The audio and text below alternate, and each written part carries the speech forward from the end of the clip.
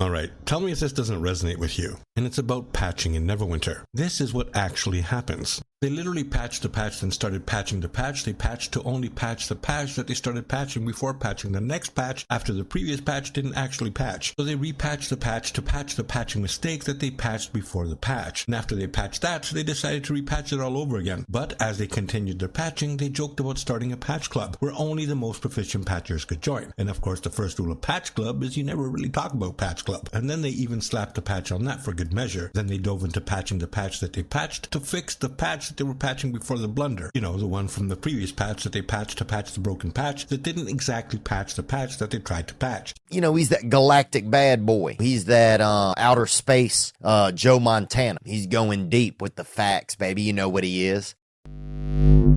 Welcome back, and that's literally what goes on when it comes to patching in Neverwinter, and I'm literally exhausted from the endless stream of patches. It feels like they're always attempting to address one issue but end up causing another. The cycle of adjusting classes, damage outputs, and other mechanics is kind of becoming really tiresome. Patches are supposed to resolve issues, but it often feels like a temporary fix that leads to new problems, especially with Neverwinter patches, where a class might be powerful one moment and weak the next due to inconsistent fixes. For me, the core problem lies in the reliance on players to test everything that they release. While Cryptic does claim they do internal testing in quotations, it seems insufficient without input from the player base. If they focused on quality control and thoroughly addressed the majority of the issues before releasing updates, the game's balance wouldn't fluctuate as wildly. While some bugs and interactions might still persist, they wouldn't be as game-breaking as some recent examples. You know, like the Rogue and the Wizard before the Rogue. The current approach just feels backwards to me, like a never-ending cycle of trying to fix issues that arise from previous attempts at balancing. It's frustrating to see one class suddenly become overpowered after a patch, of course not working as intended, but only for it to be rendered useless in the next update. And this constant cycle of imbalance leads to a barrage of subsequent patches, creating a chaotic and unsustainable system. I mean, I know, addressing issues is a given in game development, and they have to keep doing it. But the problem lies in the way that these fixes are executed, leading to an endless loop of patching. And due to insufficient quality control and testing prior to release, Neverwinter patches consistently miss the mark. And this of course results in a continuous cycle where each patch attempts to rectify previous errors but accidentally introduces new ones. So if past trends are anything to look at, it's beyond probable that the upcoming patches will continue this pattern. You know, resolving one issue to just create another one in its wake. And to be honest, I'm kind of tired of it.